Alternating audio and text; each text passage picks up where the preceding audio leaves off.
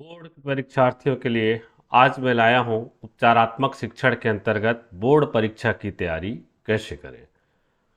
Generally देखा जाता है बच्चों में परीक्षा का भय बना रहता है और हमेशा टेंशन में रहते हैं, तनाव में रहते हैं कि हम कैसे पढ़ें, कैसे तैयारी करें। मैं बता दूं, बोर्ड परीक्षा बिल्कुल आसान है, सामान्य परीक्षा की तरह। इसमें बशर्ते आपको कुछ नियम का फॉलो करते हुए चलना है।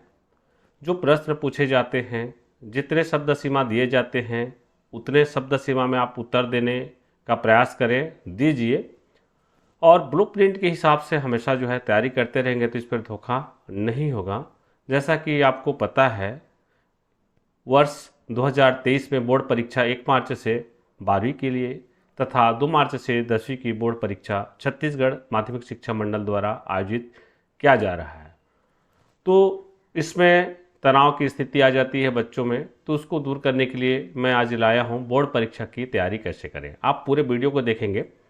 इसके बाद क्रम से हम जो है प्रमुखतः पाठ का अध्ययन अगले वीडियो में करेंगे, क्रमशः हम इसका करेंगे, क्योंकि एक वीडियो में लाएंगे तो बहुत लंबा हो जाता है वीडियो। आज हम मेन जो है ब्लूप्रिंट के बारे में चर्चा करेंगे और किस प्रकार से हम तैयारी करें ताकि बोर्ड परीक्षा में जो हम अच्छे नंबर से पास हो सकें। तो आइए हम चलते हैं इस ओर, बोर्ड परीक्षा की तैयारी कैसे करें। तो कक्षा 12वीं रसायन के लिए लाया हूं मैं। अलग अलग विषयों के लिए अलग अलग विषय विशेषज्ञों का आएगा। चूँकि मुझे केमिस्ट्री का कहा गया है, इसलिए मैं केमिस्ट्री का, रसायन का जो है लेके आया। तो परीक्षा पूर्व की तैयारी, परीक्षा पूर्व हम कैसे तैयारी करें। वैसे भी आप सभी जानते हैं समय ज़्यादा बचा नहीं है। 10 जनवरी से 31 जनवरी के मध्य प्रैक्टिकल और प्रायोगिक परीक्षा भी संपन्न होना है। साथ ही आपका जो वार्षिक परीक्षा 1 मार्च से प्रारंभ हो रहा है, इसलिए तैयारी कैसे करें इसके बारे में आइए हम जानते हैं। रसायन में अभ्यास महत्वपूर्ण होता है। आप बिल्कुल अभ्यास पर फोकस करिए, बार बार अभ्यास करिए। ब्लूप्रिंट के आधार पर टाइम टेबल बनाकर अध्ययन करिए। जो ब्लूप्रिंट है, तो ब्लूप्रिंट के आधार पर जो हमेशा टाइम टेबल बनाकर अध्ययन करेंगे तो आपको जो है आसानी होगी। ठीक है, ब्लूप्रिंट के आधार पर टाइम टेबल बना करके यूनिट वाइज क्रमशः तैयारी करें, तो इस प्रकार से आपको जो है कोई दिक्कत नहीं होगी। प्रतिदिन 4 से 5 घंटा पढ़ना आवश्यक है। हाँ, अब जब ब्लूप्रिंट के आधार पर आप पढ़ाई कर रहे हैं, टाइम टेबल भी बना लिए, तो समय का भी ख्याल रखना है। कम से कम 4 से 5 घंटा पढ़ना होगा। 4 से 5 घंटा जब तक आप नहीं पढ़ेंगे तब तक जो है आपको समझ में नहीं आएगा। लेकिन ये लगातार नहीं पढ़ना है भाई। आपको क्या करना होगा, 4 से 5 घंटा पढ़ते हैं तो एक प्रश्न की तैयारी हो गई, आप उठ लीजिए, जगह छोड़ दीजिए, थोड़ा घूम लीजिए, पानी पी लीजिए, है ना। रिलैक्स भी ज़रूरी है। और अच्छे बता दूं, परीक्षा के दौरान या सभी दिन पढ़ने वाले विद्यार्थियों के लिए कम से कम रात में 7 घंटे की नींद भी आवश्यक है। अगर नींद पूरा नहीं होगा, आपको हेडेक रहेगा, सिर दर्द होगा, नींद आएगी, तो आप पेपर जो है अच्छे से नहीं बना पाएंगे। तो इस बात का भी ख्याल रखना है। और 4-5 घंटा एकदम कंटिन्यू नहीं पढ़ना है, बीच बीच में गैपिंग करके पढ़ना है। और कठिन विषय को ज़्यादा आप समय दें, ज़्यादा उसको प्राथमिकता दें। ठीक है, और मैं आपके लिए लाया हूँ ब्लूप्रिंट। ब्लूप्रिंट के बारे में हम चर्चा कर लेते हैं। कक्षा 12वीं के जो 2022-23 की परीक्षा है, उसमें ब्लूप्रिंट के आधार पर जो है किस प्रकार से प्रश्न पूछे जाएंगे, कितने अंक के पूछे जाते हैं, तो इसका अध्ययन हम कर लेते हैं। देखिए, ब्लूप्रिंट है आपके सामने स्क्रीन में। ये ब्लूप्रिंट 2022 और 23 का है। ये इसमें 3 भाग में विभाजन किया गया है। आप जानते हो केमिस्ट्री 3 भाग में विभाजित होता है, फिजिकल केमिस्ट्री, इनऑर्गेनिक केमिस्ट्री और ऑर्गेनिक केमिस्ट्री। तो यहाँ जो है हम जो देख रहे हैं फिजिकल केमिस्ट्री के बारे में देख रहे हैं। फिजिकल केमिस्ट्री में आपके यूनिट 1 से लेकर के यूनिट 5 तक का ठोस अवस्था, विलयन, वैद्युत रसायन, रासायनिक बल गतिकी और पृष्ठ रसायन वाले हैं। इनमें कुल फिजिकल केमिस्ट्री का 23 नंबर का प्रश्न आएंगे और कुल प्रश्नों की संख्या 8 होगी। तो ठोस अवस्था है पहला पार्ट, कुल 4 अंक के एक प्रश्न आएंगे और इसमें दीर्घ उत्तरी प्रश्न आएंगे। 4 नंबर का मूल्य आधारित होता है, एक प्रश्न रहेगा, इसमें आपको अथवा भी मिलेगा। तो इस आधार पे आप जो है तैयारी करिए, पूर्व वर्षों का प्रश्न पेपर भी देख लीजिए। सेकंड है विलियन पार्ट। विलियन पार्ट से 5 नंबर का प्रश्न आएंगे और 5 नंबर में जो है दो नंबर का एक प्रश्न आएगा और 3 नंबर का एक प्रश्न आएगा। तो यहाँ इस पार्ट में आंकिक प्रश्न भी पूछे जाते हैं, तो आपको आंकिक प्रश्न को भी अच्छे से तैयारी करना होगा। आंकिक प्रश्न पर फोकस करेंगे। आंकिक प्रश्न हल करते समय आप सूत्र का प्रयोग करिए।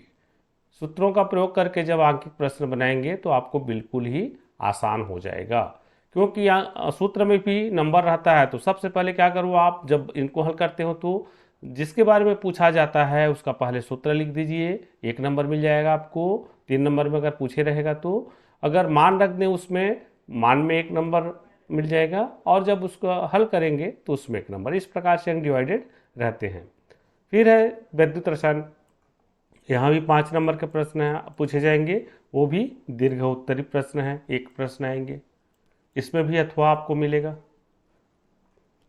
और इसमें कौन कौन सा प्रश्न आ सकते हैं, क्या है, हम अगला वीडियो में चर्चा करेंगे। क्रमशः छोटे छोटे वीडियो लाते जाएंगे।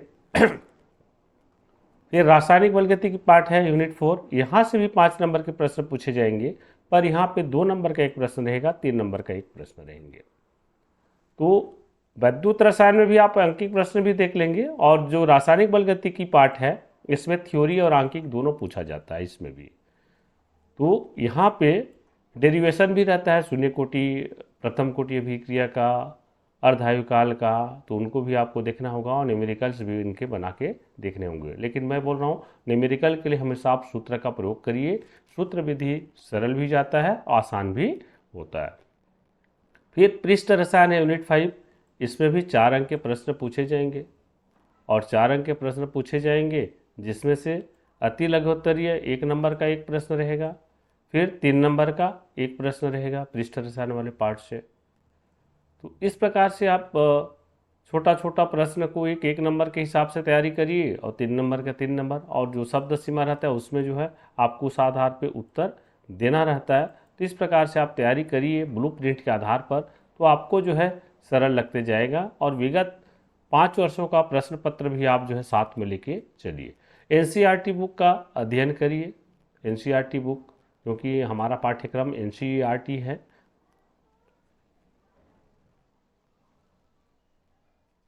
इसके बाद हम देखते हैं, आइए, और फिजिकल केमिस्ट्री के बाद देखते हैं इनऑर्गेनिक केमिस्ट्री का ब्लूप्रिंट देखते हैं। तो इनऑर्गेनिक केमिस्ट्री में देखिए 6 से 9 यूनिट रखा गया है, टोटल 4 यूनिट है यहाँ भी, 6, 7, 8 और 9। तत्वों के निष्कर्षण के सिद्धांत एवं प्रक्रम है, 3 नंबर के प्रश्न पूछे जाएंगे, एक ही प्रश्न रहेंगे, इसमें कोई अथवा नहीं रहेगा। वैसे इनऑर्गेनिक केमिस्ट्री से टोटल जो है 19 नंबर के प्रश्न आएंगे, 19 नंबर के कुल 6 प्रश्न पूछे जाएंगे। तो आपको उस आधार पर जो है तैयारी करना होगा। फिर है 7वां यूनिट पी ब्लॉक के तत्व। इसमें 8 नंबर के प्रश्न पूछे जाएंगे, जिसमें से दो नंबर का एक प्रश्न रहेगा, और 3 नंबर वाला 2 प्रश्न रहेगा।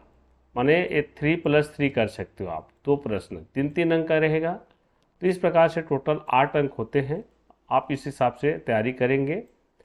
वैसे एनसीईआरटी बुक को आप लीजिए, जिसका जो चित्र दिया है उसी का आप चित्र का प्रैक्टिस करेंगे, जिसमें चित्र नहीं रहता है उसको देखने की आवश्यकता नहीं है। फिर यूनिट 8 है डी और ए ब्लॉक के तत्व। तो यहाँ भी 5 नंबर के प्रश्न पूछे जाएंगे, और ये दीर्घ उत्तरीय प्रश्न पूछे जाते हैं। दीर्घ उत्तरीय, इसमें आपको अथवा मिलेगा। इसमें संक्रमण तत्वों के जितने भी गुण हैं आप उनको विशेष करके याद रखेंगे। हमेशा कुछ न कुछ संक्रमण तत्वों के गुण जो है प्रति वर्ष पूछे जाते हैं। फिर है 9वां है उपसंयोजन यौगिक। ये 3 नंबर के अंक आएंगे, इसमें से एक प्रश्न आएगा, देख रहे हैं आप, 3 नंबर का एक ही प्रश्न रहेंगे।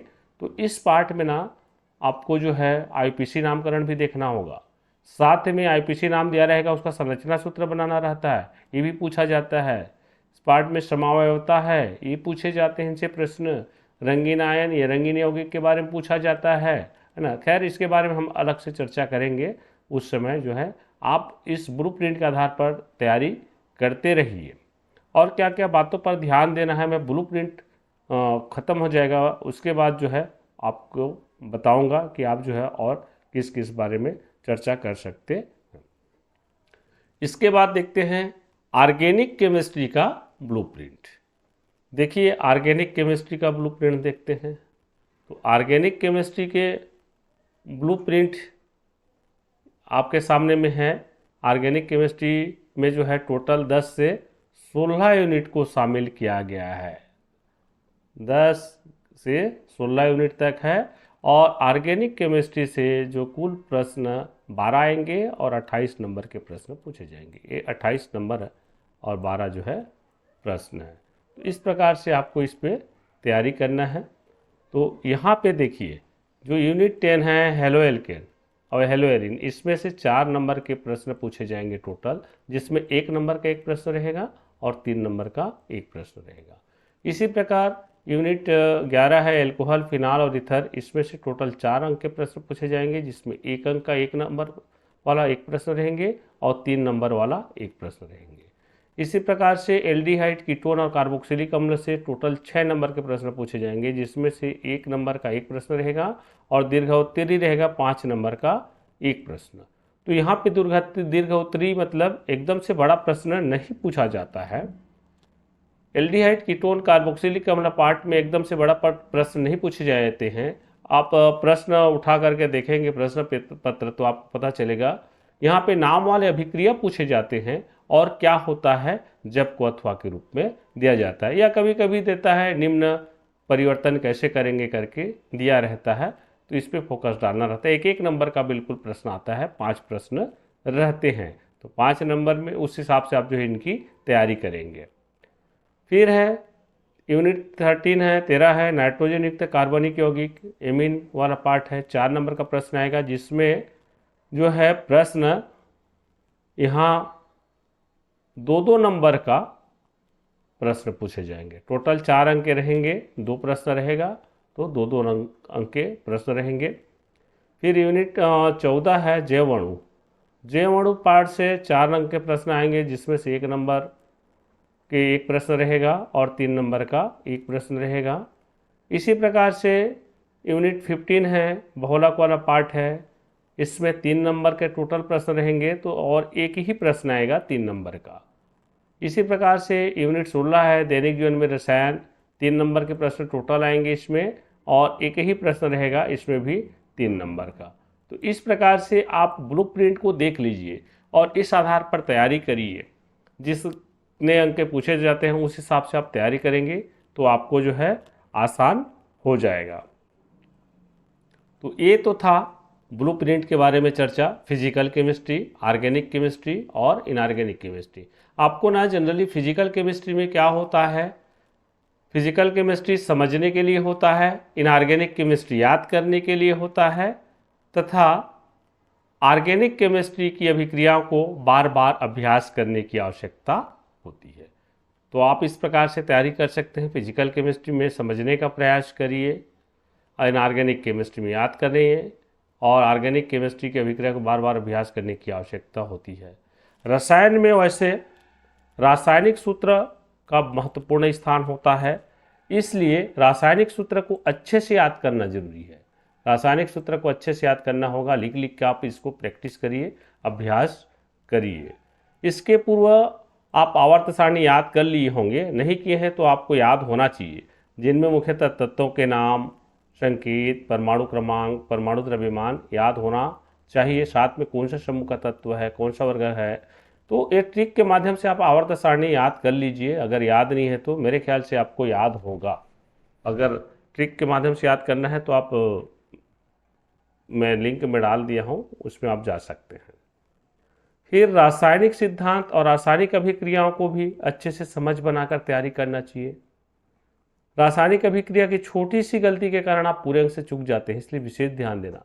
रासायनिक अभिक्रिया लिखते हैं तो कोई भी ये गणित जैसा अंक मिलता है, आप सही से लिखोगे तो पूरे अंक मिलेंगे, अन्यथा नंबर कट जाते हैं। वैसे केमिस्ट्री में बड़े प्रश्न ज़रूर पूछे जाते हैं, पर उत्तर उतना लंबा नहीं होता है जितना आपका बॉटनी, जूलॉजी या फिजिक्स का लॉन्ग रहता है। कार्बनिक रसायन में नाम वाले अभिक्रिया को बार बार लिखकर अभ्यास करें। नाम वाला अभिक्रिया बार बार अभ्यास करें। क्यों करें? क्योंकि कार्बनिक रसायन में नाम वाला अभिक्रिया आता ही है, या तो नाम वाला अभिक्रिया का नाम दे देगा समझाई करके, या केवल रासायनिक समीकरण लिखी करके, या फिर क्या होता है जब में पूछ देता है तो नाम वाले अभिक्रिया का भी शामिल रहता है उसमें, और कैसे प्राप्त करोगे या कैसे परिवर्तन करोगे वाले में भी रहता है। तो आप बिल्कुल उसको लिख लिख के प्रैक्टिस करिए। 5 नंबर के तो आपका तो आता ही है, एल्डिहाइड कीटोन वाले कार्बोक्सिलिक एसिड से, है ना, और उसके अलावा और आ जाता है, दूसरे यूनिट से भी पूछे जाते हैं। तो इनको बहुत ज़्यादा जोर आप ऑर्गेनिक केमिस्ट्री की इस नाम वाले अभिक्रिया पर दीजिए। ठीक है। फिर जो है चित्र और ग्राफ को अच्छे से समझते हुए उस विषय वस्तु का वर्णन करना सीखें। जहाँ चित्र की आवश्यकता है वहाँ चित्र दें, ग्राफ है ग्राफ। पुस्तक में चित्र और ग्राफ से समझाया गया है। आपको चित्र और ग्राफ हर प्रश्न में बनाना है ऐसा नहीं है। आपको जो है जिसमें पूछा जाएगा चित्र और ग्राफ उसी में देना है, लेकिन आप उसके माध्यम से अच्छा से समझ सकते हैं। चित्र को समझिए, ग्राफ को समझिए, आंकिक प्रश्न में सूत्र को समझिए, है ना, सिद्धांत को समझिए, बनाने की विधि वगैरह में, तो ये आपको आसान हो जाएगा। फिर उपसंयोजी यौगिक और कार्बनिक यौगिकों के आईपीसी नाम लिखना रहता है। देखिए यहाँ भी हम चर्चा कर रहे हैं, उपसंयोजी यौगिक और कार्बनिक यौगिक दोनों का आपको आईपीसी नाम पूछता है, तो या फिर आईपीसी नाम पूछेगा या संरचना सूत्र बनाना रहता है। इसलिए इसके नियम को ट्रिक के माध्यम से आप याद कर लें। ठीक है। जैसे कि आप एल्डिहाइड का आईपीसी नाम एल्केनल बोलते हैं, एल्केन का ई टर्मिनल को हटा करके अल जोड़ते हैं, लेकिन जब एल्कोहल की बात करते हैं तो ई टर्मिनल हट के क्या होता है, आल, ओ एल, ओल या आल को जोड़ते हैं तो एल्केनाल होता है। तो इस टाइप के ट्रिक के माध्यम से आप याद कर सकते हैं। उसी प्रकार उपसंयोजी यौगिकों में भी जो है, मैं कैसे इसको सूत्र के माध्यम से या ट्रिक के माध्यम से याद करें मैंने डाल दिया है, आप उस वीडियो को देख सकते हैं। रसायन में आंकिक प्रश्न भी पूछे जाते हैं, जिसके बारे में मैं चर्चा किया हूँ, और अतः आंकिक प्रश्न को बनाने के पूर्व उनके सूत्र को अच्छे से याद कर लें। सूत्र को अच्छे से याद कर लें, तभी तो आप क्या करेंगे, सूत्र को लिखेंगे जैसा बोला गया, और उस पर मान रख के आंकिक प्रश्न को हल करेंगे तो आपको पूरा अंक मिलेंगे, क्योंकि सूत्र में भी नंबर रहता है और सूत्र विधि सरल भी होती है, बनाने के लिए ये बिल्कुल आसान होती है। रासायनिक अभिक्रिया को फ्लो चार्ट बना करके घर में दीवार में चिपका करके आप उसका अध्ययन करते रहें। रासायनिक अभिक्रिया जैसे आवर्त सारणी को आप लगाए होंगे, आप जहाँ पे पढ़ते हैं वहाँ पे रासायनिक अभिक्रिया का भी फ्लो चार्ट बना लीजिए। नाम वाले अभिक्रिया का भी फ्लो चार्ट बना सकते हो आप, और चिपका के रखिए, बीच बीच में उसका अध्ययन करते रहिए, तो बिल्कुल जो है आपको ये आसान होते जाएगा। ठीक है। और साथ ही विगत 5 वर्ष पेपर, बार बार बोल रहा हूँ मैं, इस पर आप ध्यान देंगे। 5 वर्ष पेपर का जो है उपयोग करें। विगत 5 वर्ष पेपर को देखते हुए उसको हल करें, प्रयास करें, और उन प्रश्नों को बनाने का भी अभ्यास करें। ठीक है। तो 5 वर्ष के पेपर आप बिल्कुल देख लीजिए। अच्छा, पिछले साल जो 2022 में पूछा गया है उस प्रश्न पे ज़्यादा फोकस डालने की आवश्यकता नहीं है। क्या होता है 2013 में जो है, 2013 बोलता हूँ, सॉरी, 2023 में 2022 के प्रश्न की रिपीट होना बहुत संभावना कम है। तो आप चाहें तो उसको सरसरी तौर पे अध्ययन करें, लेकिन और विगत 5 वर्ष के पेपर को अच्छे से अध्ययन करें। जो नोट्स बनाए रहते हैं उसी को बार बार पढ़ें। अगर कोई टॉपिक समझ में नहीं आता है तो विषय शिक्षक या मित्रों से पुनः समझ लें। ठीक है। मतलब कोई टॉपिक में कठिनाई आती है, समझ में आता, तो आप टीचरों का फ़ोन नंबर रखिए, मित्रों का रखिए, फ़ोन से भी पूछ सकते हैं जब आप घर में होकर अध्ययन करते हैं तो इस बात का आप विशेष ध्यान कर रखें। हमेशा संतुलित आहार लें और मसालेदार तेल वाले गरिष्ठ भोजन न करें, जिससे स्वास्थ्य भी ठीक बनी रहे। तो इनसे बचिए, गरिष्ठ भोजन से। पानी ज़्यादा से ज़्यादा आपको पीना चाहिए। तो इन बातों का आप अगर ध्यान रखेंगे तो बिल्कुल आपको परीक्षा में जो है सक्सेस मिलेगी, अच्छे अंक से पास होंगे। और आप शुरू से आखिरी तक जो तैयारी किए हैं, जो नोट्स की हैं, दिग्भ्रमित मत होइए, उसी नोट्स पर विश्वास करते हुए लिख लिख कर बार बार प्रैक्टिस करके अभ्यास करिए। रोज़ 4 से 5 घंटा पढ़िए। ठीक है, धन्यवाद। Thanks for watching. अगर किसी को कुछ समस्या होता है तो आप अपने विषय शिक्षकों से पुनः पूछ सकते हैं। ठीक है, और इन संबंधित रसायन 12th के जो टॉपिक समझ में नहीं आते हैं, वीडियो देखना है आपको, नोट्स के रूप में मैं डाल दिया हूँ तो यूट्यूब में, तो ये जो है यूट्यूब का जो है मेरा वेबसाइट का लिंक है, आप चाहें तो इसमें भी जा कर के देख सकते हैं, ट्रिक को समझ सकते हैं, जो कठिन लगता है उस चीज़ का आप अध्ययन कर सकते हैं। ठीक है, तो आप जो है इसका फॉलो करेंगे तो आपको अच्छे नंबर से मिलेंगे। आप सभी को बेस्ट ऑफ लक अगले वीडियो के आते तक।